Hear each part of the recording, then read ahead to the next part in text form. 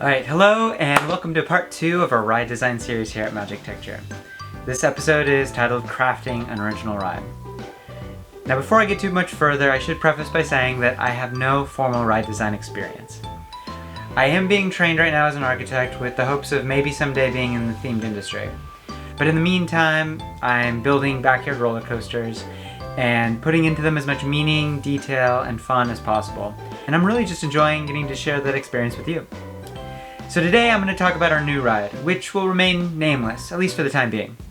I will say that we are taking our inspiration from another great Disney ride, Big Thunder Mountain.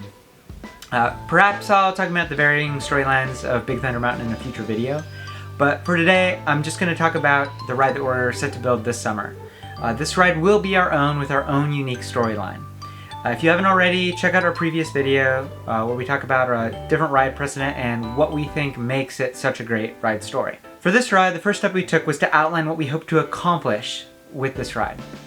We began with the statement, pursue what is meaningful, not what is expedient. So for example, we're not going to just re-theme the Matterhorn to fit a new story. We wanted to build upon what we learned from the Alpine Escape project, improving on what we'd already accomplished, while at the same time adding new and exciting ride elements. So the first task for us then was to outline what those elements are and to contrast them to our old ride.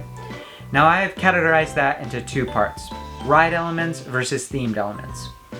So for the ride elements, I've broken them into three parts, thrill and speed, smoothness, and then continuity. So for the Matterhorn, it was a fast ride with sharp turns, but it had kind of few thrill sections. This new ride is going to have more engineered thrill sections with engineered moments of anticipation and climax. The second section, smoothness. Now, we had a really great cart for the Matterhorn. It ran the track super smooth. Unfortunately, our ride was a little rough, especially on the hills. This new ride will have an engineered track with designed radii and braking systems. And then finally, the continuity. So, although the track was continuous for the Matterhorn, it required a lot of hands-on attention, which kind of broke up the storyline. This new ride will be fully automated, which will allow us to really focus on the storyline's continuity and a well-paced track to help understand what's actually happening to you.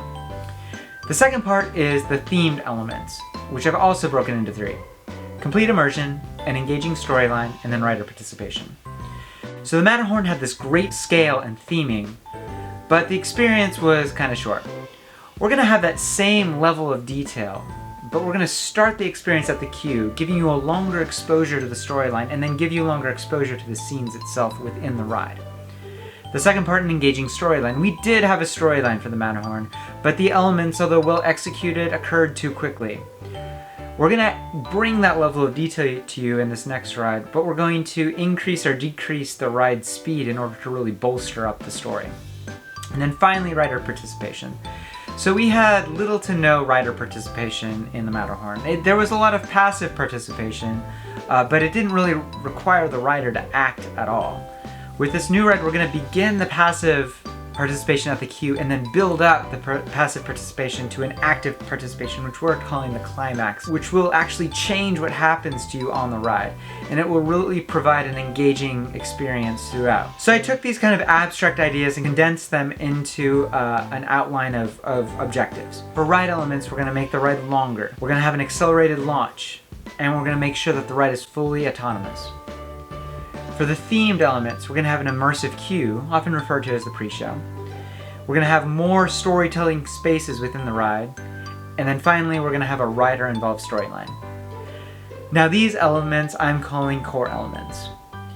In order to create this ride, we blocked them out in a programmatic way, which allowed us to visualize what was happening.